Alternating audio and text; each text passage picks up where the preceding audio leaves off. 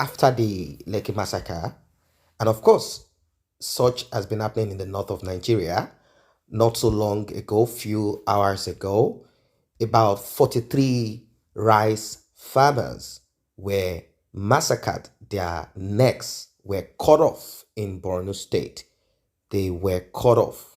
And Nigerians and many politicians, like former Senate President Bukola Saraki, the federal government of Nigeria, they've shown sympathy towards the act. Nigerian journalist Dele Momodu also showed his sympathy towards this. He said, "It is bad enough that Nigerians are being killed mercilessly. It is worse that the federal government of Nigeria is carrying on hopelessly. There is no point asking Buhari to act when it is obvious he lacks the capacity. May Allah accept the souls of the helpless victims." Shortly after the statement, President Buhari, kind of being told about his lack of capacity to handle insecurity in the country. Other Nigerians started to wade into this. They said, "Why are you complaining? Were you not part of the gang up against Goodluck Ebele Jonathan in 2015? Were you short-sighted in your support for him in 2015, or you were just jealous of Goodluck Ebele Jonathan? You seem to be part of the Southern collabo that exemplifies our political stupidity." And Dele Momodu, definitely not someone who goes home to get answers to give. He has it already. He is a journalist, a seasoned one. He said, "I think your illogicality is of a higher stupidity if you cannot understand that PDP itself was useless after 16 years in power and a change was needed, and it had nothing to do with hating on Jonathan. That APC turned out more useless is one of the downsides of democracy. That is it. Why are you complaining? Why are you not part of the gang up against Goodluck Ebele Jonathan in 2015? Were you short-sighted in your support for him in 2015?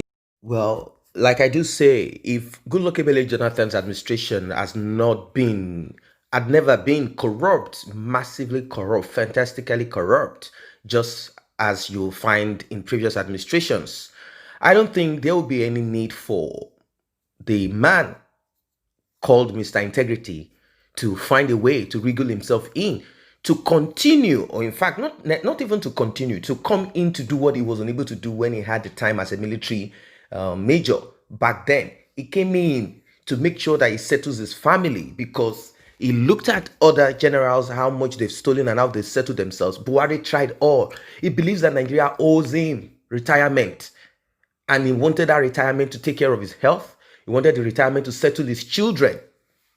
And right now, Buhari has fantastically settled himself.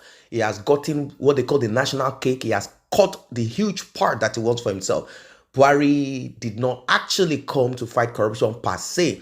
And moreover, even if he came to fight corruption, Buhari is someone who lacks the intellectual ability to be able to manage the complexity in Nigeria as it is. Buhari is someone who is not educated. He doesn't have O level. He only did some few stuffs here in the military. We don't know what he even did in the military. If he was a drummer boy, if he was a cook or whatever it is, people don't know that there are several divisions. Or was he really just a combatant one and nothing more? So what else do you expect? Shoot aside. He learns how to shoot and nothing more. There's no, he cannot answer intellectual questions, basic questions. If he's asked, what is the role of your wife in your government? He goes about ranting and talking foolishly. My wife belongs to the room and the other room and the kitchen. And, he talks, he is a shame of a person. So what else do you expect? You don't expect to get something better from someone who has nothing to offer. You cannot give what you don't have. So it's like Nigeria pressured him. Yes, he wanted to be president, but it's like they kind of allowed it somehow and pressured him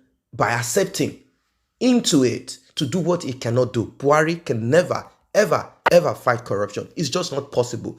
Maybe attacking one person or the other, because it is what is brought to him and explained to him in Fulani language or Hausa language or whatever it is. That is what Buhari understands. He's only being told. So what he does is to look for people who he believes are trusted people who will tell him what it is. And whatever you tell him, he signs. He doesn't read. All he needs That is why he was unable to bring in people to his cabinet. He was unable to do that because he needed to look for people who understand his language, people who he trusts. So whatever they tell him, that's what he does. More or less, the people running Nigeria are some few cabals and some certain very, very divisive people, wicked people, who go about telling Buhari what to do. And this works because Buhari himself is someone who is one-track-minded person. He's unable to see things the way people should see it in a saner climb. And aside this, Buhari is someone who over time believes that to be a military man, since he has nothing else to offer anyone, is to be a person without empathy. And that is the reason why Buhari would never address the issue of EndSARS and the killings, the massacre and everything. He will not, because he has no empathy. He has to be like that. And many of these. So Goodluck Jonathan's administration is not something that I want to look back to and say, wow, such a great one. No, it was a terrible one. It was what gave room to this bloodshed and massacre. Do not think that during Goodluck Jonathan's era too, there was no attempt by terrorists and kidnappings here and there and Niger Delta militants fighting for this and that. These were spillover battles that he had to fight. But he also put in tribal sentiments into it because he was not comfortable. He did not trust the Northerners because he knows that they could come up with certain cooked up, stories here and there and act like, oh, people are dying, just to discredit his government. So this shows that many of them in government are incapable of governing Nigeria. Nigeria is like a broken down pieces, disorganized nation. That is what it is. So if one person decides to make decision on something, he cannot even trust where the information is coming from. So what kind of government is that?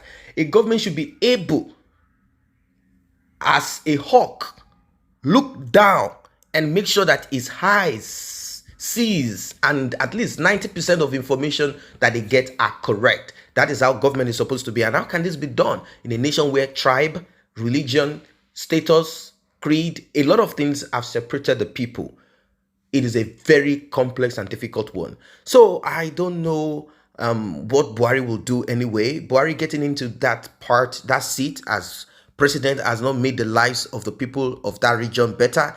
It has even made it worse. It has made it worse. Look at the killings. Buhari cannot do anything. He's not ready to do anything. He's not interested in people dying. Look at a military man who just came to settle his family. Buhari just came in there to settle his family. Buhari did not come to do anything. He didn't come to tackle insecurity in the nation. Buhari did not come for anything. He has two agendas. One, take care of my family and my health and myself, play around them, then link up with my ancestors. That is it. Link up with my ancestors. Meaning he wants to send some few projects down there. That's all. Nothing more. That's why you find him, they come up with huge amount of money that they borrow and they use this money to come up with projects that will not make Nigeria better. This is just the way they go about their stuff. So it's a very terrible one. I don't know how things are going to be there. There is still more that I believe is going to happen. More is going to happen. More people are going to be killed. Just imagine how 43 people were just killed. Rice farmers. For what? Because they are a threat to the terrorists. Terrorists want to send a message of brutality to Buhari. Terrorists want to send a message of we are here and no one is here but us. Terrorism is simply a business and nothing more. It's called Boko business now, where anyone joined that group, massacre some couple of people, and when you are caught, if you are not, probably if they need to do a little bit of, okay, let's do as if we are spending the money, and they're sending some foot soldiers to go after the terrorists. If you don't get crushed during the fire to fire, you might be giving, a kind of repentance. You might come as a repentant terrorist and you'll be forgiving. You'll be giving Nigeria money and they will maybe ask you if you want to join the army. That's how it is done. It's a terrible situation that we are in at this moment. Very precarious. Buhari has nothing, I repeat, nothing to offer anybody.